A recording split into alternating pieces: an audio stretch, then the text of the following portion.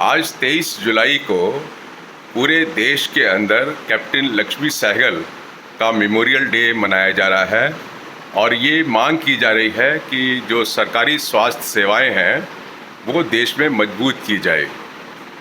मेरे को कुछ साल पहले उनसे मुलाकात करने का मौका मिला था जब मैं कानपुर गया था और उनके घर में जो है मैं उनसे मिला था। तो सुबह वो अपना क्लिनिक अटेंड करके आई थी और कुछ मिनट ही मेरी उनसे बातचीत रही।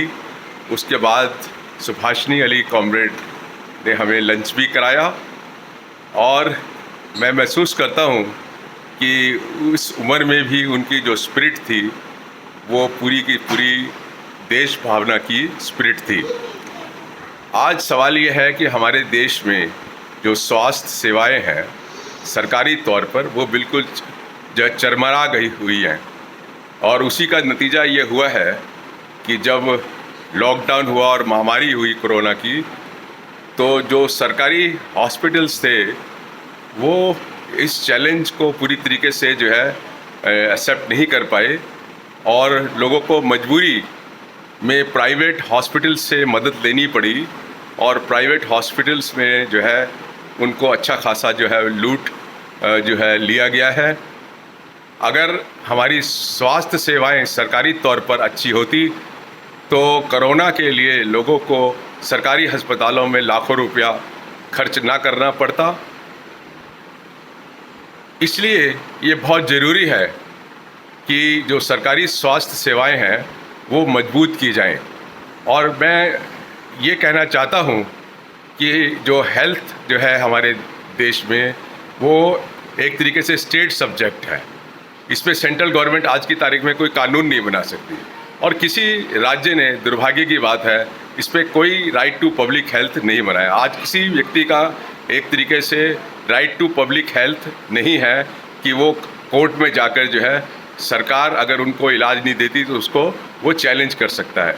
सुप्रीम कोर्ट ने ऑफ कोर्स कुछ फैसलों में कहा है कि ये स्टेट की जिम्मेदारी है, कॉन्स्टिट्यूशनल ड्यूटी है कि वो लोगों को जो है, लोगों की हेल्थ को जो है प्रिजर्व करे। आज जो बहुत ही इम्पॉर्टेंट मुझे लगता है कि अगर पब्लिक हेल्थ सर्विसेज को हमें स्ट्रेंथन करना है तो हमें क्या चाहिए कि जो पब्लिक हेल्थ स्टेट सब्जेक्ट है इसको कॉन्करेंट लिस्ट में लाना चाहिए। कॉन्करेंट लिस्ट लाने के बाद केंद्रीय सरकार को एक जो है वो राइट टू मतलब फंडामेंटल राइट बनाना चाहिए, राइट टू पब्लिक हेल्थ। और इसके बाद एक नेशनल लॉ बनाना चाहिए। सवाल हमेशा उठता है कि नेशनल लॉ क्यों बनाना चाहिए। नेशनल लॉ इसलिए बनाना चाहिए कि जिससे कि सेंट्रल गवर्नमेंट सारे राज्यों को एक निर्देश दे सके कानूनन तौर पे कि इतने फलाने समय में 2 साल में या 3 साल में आपने इतना इंफ्रास्ट्रक्चर, फिजिकल इंफ्रास्ट्रक्चर, इतना फैकल्टी हर एक राज्य के अंदर जो क्रिएट करना पड़े, जिससे कि जो व्यक्ति का जहाँ बीमार होता है लगभग उसको वहीं पर जो है इलाज होना चाहिए। आज की तारीख में क्या हो रहा है कि गांव में अगर कोई व्यक्ति बीमार हो जाता है और वो सरकारी डॉक्टर के पास जाता है, वो उसको तहसील के सरकारी डॉक्टर के पास भेज देता है। तहसील के सरकारी डॉक्टर जो है उसको वो डिस्ट्रिक्ट के डॉक्टर के पास भेज देता है।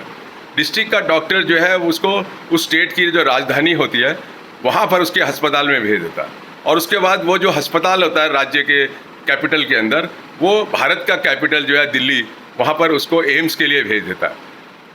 इसलिए देखने को मिला है कि दूसरे राज्यों से दिल्ली के अंदर 33 से 35% जो है बाहर के जो पेशेंट्स आते हैं।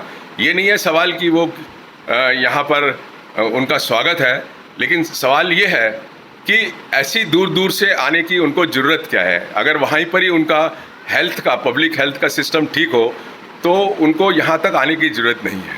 बहुत सारे लोग इस जो है महामारी के अंदर जो है वो खासकर जो नॉन कोविड पेशेंट्स थे, जैसे कैंसर के पेशेंट थे, लीवर के पेशेंट थे, हार्ट के पेशेंट थे,